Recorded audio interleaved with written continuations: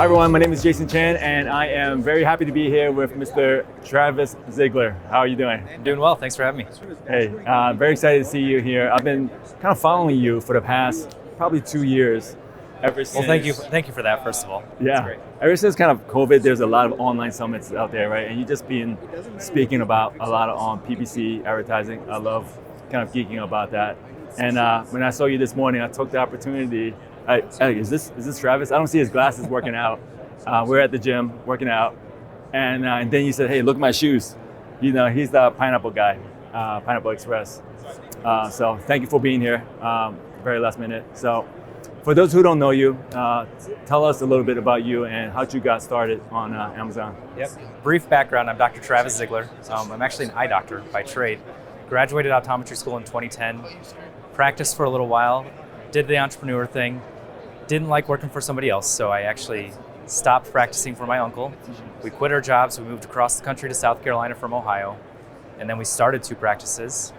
When you start a practice, it's a lot slower than when you work for an established practice. So I was seeing 1 patient an hour instead of 6. Sure. And so that led to boredom, which entrepreneurs, idle hands, we don't like idle hands. And so then I started an online company called I Love with my wife, and we took Amazing Selling Machine, which is a course that teaches you how to sell on Amazon. So we started out as a sunglass company and then shifted to a dry eye company. While working at your practice? Yep. Okay. So in the mornings, 2 hours, we'd work on the company. We'd go see patients for about 8 hours. Come back home, 2 more hours. We'd work on the business online. And that ended up scaling a lot faster than our practices were. Our practices were growing, they were doing great, but we ended up selling those, going full-time in I Love in 2018. And it's been great ever since. And then in 2022, or in 2021, we actually exited I Love, and we're going to be on it until next year. And then we might even be on it until 2026 still. Okay. Have you launched any other new brands or products since then? Just the agency. Just the agency, okay. Let's dig into a little bit of PPC. I love PPC. How would you basically launch a product now? When you first launch, it's probably different nowadays. You do manage multiple clients, right? How do you launch them now with PPC? The number one thing you can do to launch a product with Amazon PPC has nothing to do with Amazon PPC. And it's all about building an audience. You have to build an audience of raving fans, of people that have a problem that your product solves, which means don't launch the plastic widgets from China anymore. Find a person that you really want to serve and serve them, and you don't have to worry about all the hacks of PPC. Now, with that being said, Amazon PPC, we focus on the 80-20, and there's 20% of search terms and keywords that are going to produce 80% of your results. Really finding those search terms and keywords, and then honing down on them, and then doubling down on them. That's the biggest thing we do in the agency. When we take over an account, we actually just clean up their PPC. It's the number one thing we do, because they're going after 1,000 keywords in a campaign, or they're going after just too many keywords. I just did an audit of an account, and they're like, yeah, our PPC is doing great. We're spending $17,000, making $40,000. I was like, yeah, that's pretty good. High-end product. Okay, ACOS for what their margins are, and I know their margins. And I did an audit of it, and $1,000 of that spend is producing $40,000. Okay. $16,000 of it producing nothing. And probably all branded, right? All branded. All the non-branded terms just didn't convert. Okay. And it's because it's a $300 product. Sure. It's a high-end product, but their agency was telling them that we're doing a great job. We're hitting your ACOS targets, but they're wasting a ton of spend. Yeah. And so we see that all the time, not quite that extreme, but we see that all the time with wasted ad spend and just people going after too many keywords. And so what we really do is focus on that 80-20. And then when it comes to launching, it's just finding the search terms that people aren't going after and really focusing on those versus the big search terms that everybody's going after. What else do you audit on at a high level? Mostly just search term report. When we're taking on a new client, we can get a lot of data from the search term report, and just looking at the sales that come from 3 or more orders, from 1 to 3 orders, and then from, of course, 0 orders. And that's how we really break down our auditing process. And then we'll jump into their account after that, after the initial phone call, and just kind of go through things. Got it. Okay. What do you do in terms of on and off Amazon advertising? Do you do any Google advertising? Do a lot. Okay. Using the brand attribution tags and everything? Yeah. Okay.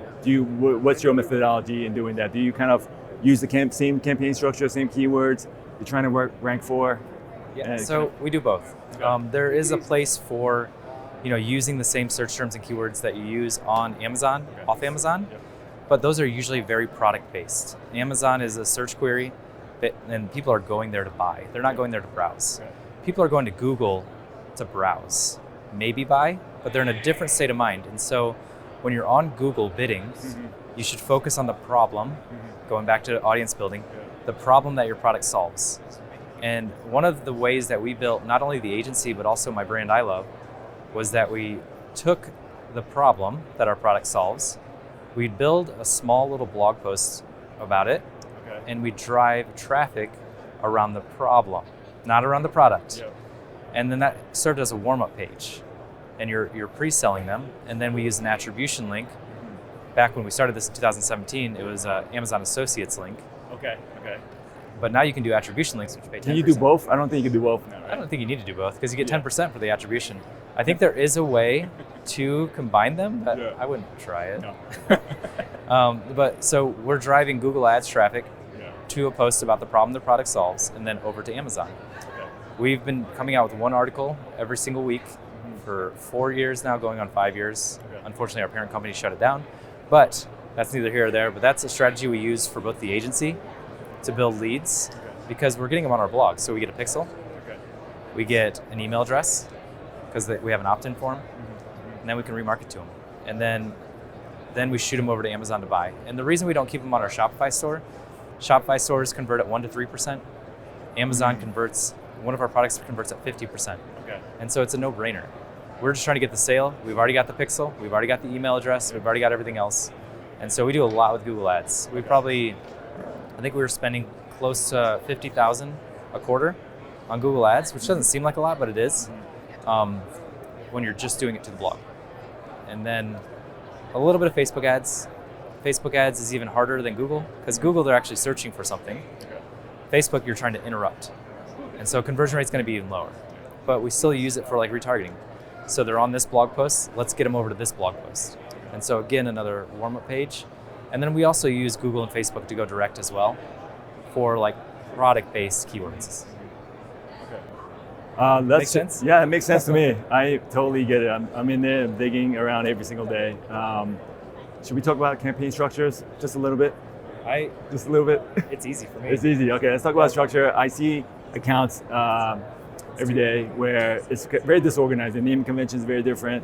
The way they structure campaigns and move, graduate, negate, optimize. What's your process like as a seller, and then even as an agency, as we kind of take the conversation there? So I'm obsessed with single keyword ad campaigns. I do it in Google. I do it in Amazon. And I love it because it just gives you, when you're at the macro level, at the campaign level, it gives you all the data that you need almost. Not all of it, of course, but single keyword ad campaigns, for those that are like, well, what's that mean? It means one keyword per campaign. Not per ad group, well, it is per ad group too, but one keyword in a campaign, and that's it. It's one match type. Do you start like that from the beginning? Very beginning. Very beginning, Yep. Okay. And so we'll use like an auto campaign and the research that we got from the keywords, initial keyword research, to then harvest keywords out of that. We don't go back and negate. Some people say yes, some people say no. I think it takes time to do that. Of course it takes time to do it, but it takes too much time for the return that you're getting. And when you negate it from the original campaign, it may be bidding differently than it is on the new campaign. So if you negate it on, like, let's say the auto campaign, your discovery campaign, then you may not have as much market share because it may be going after a $1 bid, whereas in your exact match campaign, maybe going after a $5 bid. And so I'm a big fan of single keyword ad campaigns. Okay, and you don't negate? Never negate. Okay. Do you lower your bid on the other campaigns? No, Okay. we just let it go. Okay. Yeah, we just let it go, and that's both in the agency and in our own brand. Okay, that's great. What about process? As an agency, I'm sure you have to develop many processes. What's your best practices in terms of what new agency should do, or Anybody, yeah. So 80-20. It all goes back to 80-20. Clean up your campaigns. Really focus on the keywords and the search terms that are working. And when you do that, you can scale. So again, going back to like when we onboard somebody new, they have 30 SKUs, and out of 30 SKUs, I guarantee 6 of them are making all the sales. 80-20 rule. 20% of your products are producing 80% of your revenue. 20% of your search terms are producing 80% of your revenue. And what we do is we tell them that we're just going to focus on these 6 products. I know you have 30, but we're going to focus on these 6. We're going to put all the budget behind this. And what that's going to do is produce enough profit for you that we can start branching off into the other products. And very against it. Everybody's always against it. But when they see the results, it's a no-brainer for them. And then they see that they have more profit on their hands, and then they see that they can come out with more products, they have more cash flow, they can advertise more. And so it's just kind of a snowball that occurs when you focus on 80-20. And this doesn't just apply to PPC and your products, this applies to your life. There are 20% of the activities that you're doing for your business that produce 80% of your results. And you can even 80-20 the 80-20 and go down all the way to 1% of your activity is producing 64% of your results. And that's the same thing with products. It's the same thing with revenue. And so you really just need to focus. And when you focus, that's when you can really take off. Your business, your life, your agency, whatever it is, it will take off if you just focus on that. Okay. Hey, thank you so much for joining. How can people find you if they're interested in just touching base with you? Well, thanks for letting me do this. On Facebook, we have a group called Amazon PPC Pros, and we do. Which I'm a part of. You are a part of, yeah. So you're watching videos. So we release usually a video every 2 weeks there, and then on YouTube we have a station called PPC Pros by Profitable Pineapple. Okay. Hey, thank you so much for joining.